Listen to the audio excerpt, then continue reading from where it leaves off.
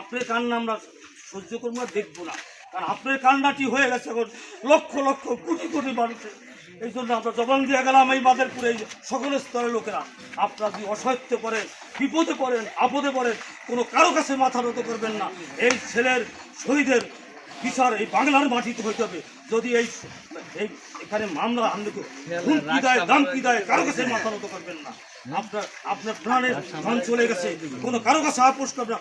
যত অপশক্তি আসুক, যত রাষ্ট্রীয় কাঠামো, যত বদমাইশি আসুক, কারো কাছে মাথা নত করবে না। আপনার পাশে হাজার হাজার ছেলে আছে।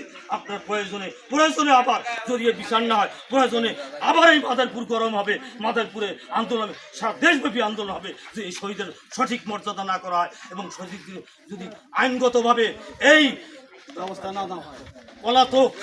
পলাতক সরকার, যদি পলাতক সরকার, জালিম সরকার যদি আপনাদের উপর জুলুম করে, সেই জুলুমের